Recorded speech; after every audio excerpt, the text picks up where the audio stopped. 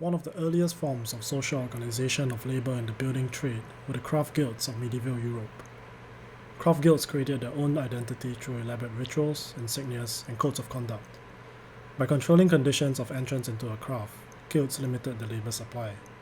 By defining wages, hours, and techniques, they regulated both working conditions and the production process. As markets continued to expand, however, craft guilds suffered a breakdown in structure. Conditions for development of the early industrial system rose out of a disintegration of this craft guild system. The excluded journeymen eventually became a class of free laborers who practiced their craft for wages outside the town walls and outside the limitations of the guild regulations. In Munich 1907, the Deutsche Werkbund was formed. An alternative to guilds in which the function was to protect the discipline, the Deutsche Werkbund was an association united on ideological principles. The Deutsche Werkbund was a state-sponsored social organization of German architects, craftspeople, designers and businessmen who sought to define industrial, craft and aesthetic standards for the nation, as well as to integrate traditional crafts and industrial mass production techniques to put Germany on a competitive footing with England and the United States.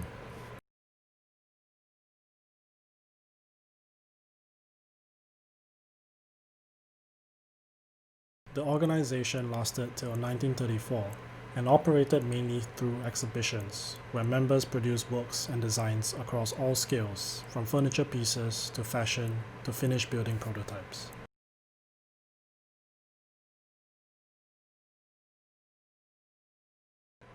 The evolution of the social organization of labor has led to modern trade unions of today. The Union of Construction, Allied Trades and Technicians, also known as UCAT, is the UK's primary trade union specializing in the construction and building industry. It formed in 1971 as an independent union and has over 80,000 members spread throughout England, Wales, Scotland and Northern Ireland. In the 1972 national strike, the UCAT was instrumental in uniting geographically dispersed workers of different trades and negotiated the largest single pay increase in the building industry.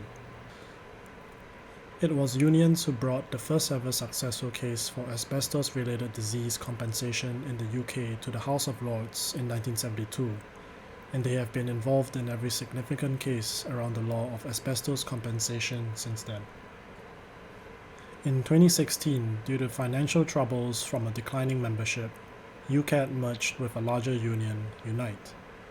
The merger would see builders develop a union for the first time, covering all the trades in the construction sector. You can create a union that covers 100% of construction, a union that has real political power and can argue for construction workers, a union that can threaten the employers and deliver the goods today. Vote for Thomas Wayne.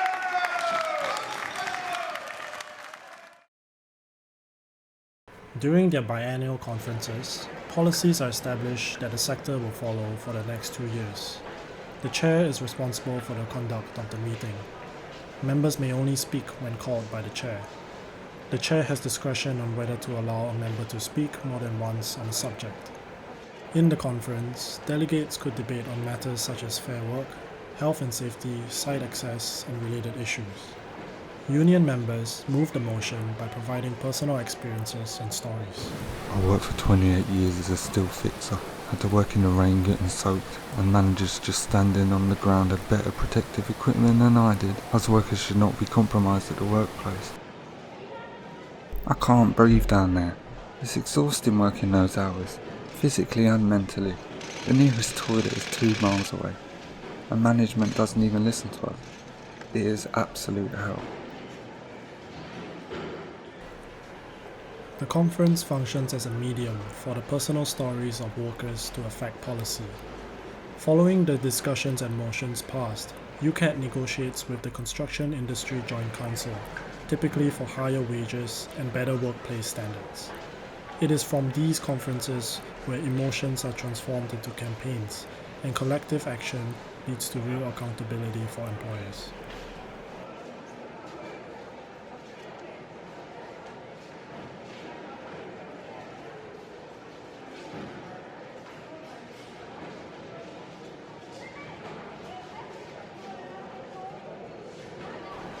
In their quarterly journal magazine Building Worker, UCAT investigates and exposes scandals and unfair treatment of workers in the construction industry.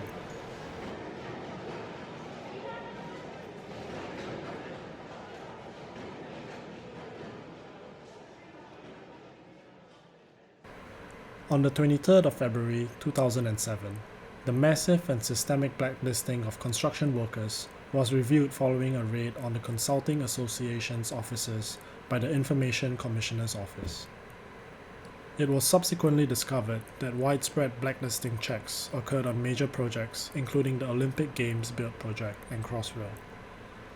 UCAT spearheaded the legal case against construction companies who systematically denied jobs to construction workers who were part of unions.